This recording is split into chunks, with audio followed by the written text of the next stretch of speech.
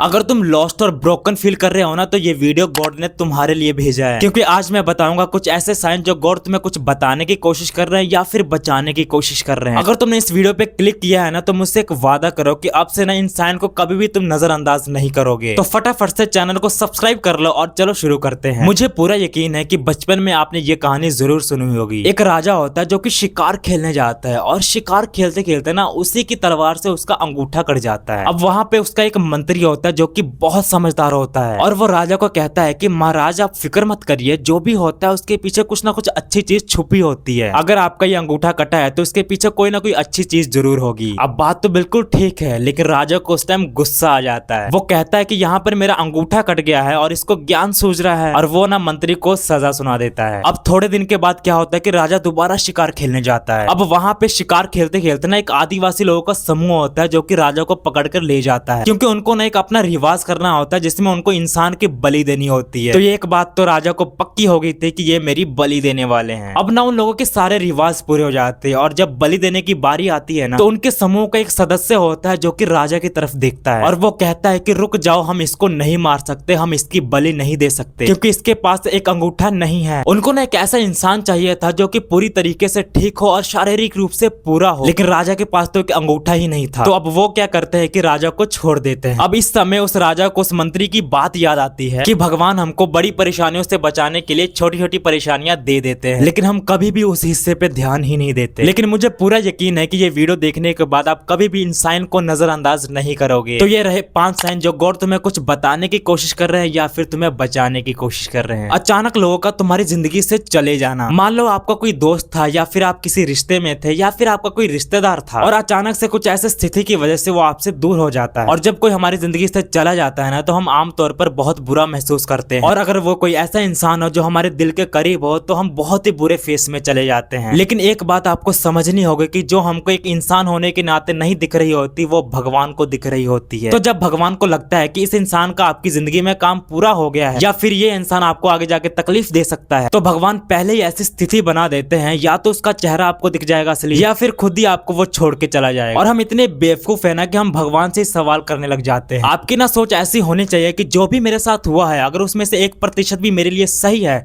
तो मेरे लिए बहुत बड़ी बात है। अगर आपकी ये लगातार सोच हो जाएगी ना, तो उसके बाद तो बस अपने मिली हुई अच्छी चीजों को गिनते रहो। भगवान तुमको ऐसी ऐसी चीजें दे देंगे ना कि तुमने सपने में भी नहीं सोची होंगी। अब दूसरा साइन है कि तुम्हारे अंदर की आवाज पहले से ज्यादा तेज हो जाना। एक बात सोचो कि अगर भगवान ने तुमसे कोई बात करनी हो तो क्या वो तुमको संदेश भेजेंगे या फोन करेंगे या कोई चिट्ठी लिखेंगे? नहीं ना, लेकिन उनको कहीं ना कहीं से तो आपको संदेश देना है, तो उन्होंने कुछ तरीके बना रखे हैं। अब मुझे पूरा यकीन है कि तुमने भी ये बात कभी न कभी सुनी होगी कि भगवान ना हमारे अंदर होते हैं। अपने अंदर झांको, तुम्हें हर चीज का जवाब मिल जाएगा। अगर हम इन सब चीजों को आपस में जोड़े ना, तो इसका ये मतलब निकलता है कि तुम्हारे अंदर की आवाज ही तुम्हारे लिए भगवान की शब्द है। अगर किसी स्थिति को लेकर या किसी इंसान को लेकर तुम्हारे अंदर की आवाज बहुत ज्यादा मजबूत हो गई है, मन में बार बार वही चीज दोहराई जा रही है, तो उस चीज को चाहे वो जितनी भी असहज, चाहे वो जितनी भी मुश्किल हो, उसको स्वीकार कर लो। उसको कभी मत नजरअंदाज करना, क्योंकि ऐसा करके तुम सच में निराश हो जाओगे। हम चलते हैं तीसरे साइन की तरफ। वही परेशानी बार बार होना। बार बार किसी जहरीले रिश्ते में फंस जाते हो या किसी चीज को लेकर असफल हो जाते हो। अब यहाँ पे परेशानी पता क्या है कि जो चीज आपको भगवान समझाना चाहते हैं ना, वो आप समझ ही नहीं रहे हो, अपने अंदर कोई बदलाव नहीं ला रहे हो, या फिर भगवान चाहते हैं कि आप उन पर और ज्यादा भरोसा रखो। अब ऐसी स्थिति में आपको करना क्या चाहिए? जितना हो सके ध्यान लगाओ, भगवान के साथ अपना रिश्ता मजबूत करने की कोशिश करो, लगातार कोशिश करते रहो और अपनी चिंताओं को भगवान के सामने समर्पित कर दो। अब चौथा साइन है कि तुम अचानक से बहुत सारी परेशानियां महसूस कर रहे हो। बहुत सारी परेशानियां अचानक से आपके सामने आ गई और समझ ही नहीं आ रहा क्या करो। एकदम फंसा हुआ महसूस कर रहे हो और तरक्की भी रुक चुकी है। ये भगवान का तुम्हें बताने का तरीका हो सकता है कि ऐसी गलती जो भगवान को सही नहीं लगी हो। शायद आपने किसी को तकलीफ दी हो, या फिर आपने भगवान से वादा किया हो और वो पूरा ना किया हो, या फिर आपने अपने माता पिता का अपमान किया हो। कुछ भी हो सकता है और इसीलिए आप पर एक साथ बहुत सारी परेशानियां आ गई, और भगवान आपको ये बताने की कोशिश कर रहे हैं कि भाई समय आ गया है अपने कर्मों पे ध्यान देने का। लेकिन चिंता मत करो, ये चीज ठीक हो सकती है। अगर आपसे कोई गलती हुई हो तो उसके लिए आप माफी मांग लो और अपने आप को बदल लो, और अगर कोई वादा किया था तो उसको पूरा कर लो। लेकिन सब्र करना। ऐसा नहीं है कि आज आपने माफी मांग ली या फिर वादा पूरा कर लिया तो कल आपकी परेशानियां खत्म हो जाएंगी। ऐसा नहीं होगा। हर चीज का अपना एक तरीका और समय होता है। जिस दिन यूनिवर्स को लगा कि हाँ भाई आप सच में बदल रहे हो या दिल से बुरा महसूस कर रहे हो, तो वो अपने आप ही आपकी सारी परेशानियों को धीरे धीरे खत्म कर देंगे। अब 5वां और सबसे जरूरी साइन है, अचानक तुम अपनी जिंदगी को बदलने के लिए प्रेरित महसूस कर रहे हो। अचानक से आपको बहुत मजबूत इच्छा महसूस हो रही है पुराने तरीकों को तोड़ने की। आपके दिल में एक पक्का इरादा हो रहा है कि आपको अच्छे के लिए बदलना है, आपको अपनी बुरी आदतों को छोड़ना है। और मेरी बात पर भरोसा करो, ये कोई अचानक से आया हुआ ख्याल नहीं है, ये भगवान का इशारा है। जिन चीजों को आप आज तक टाल रहे थे कि कल कर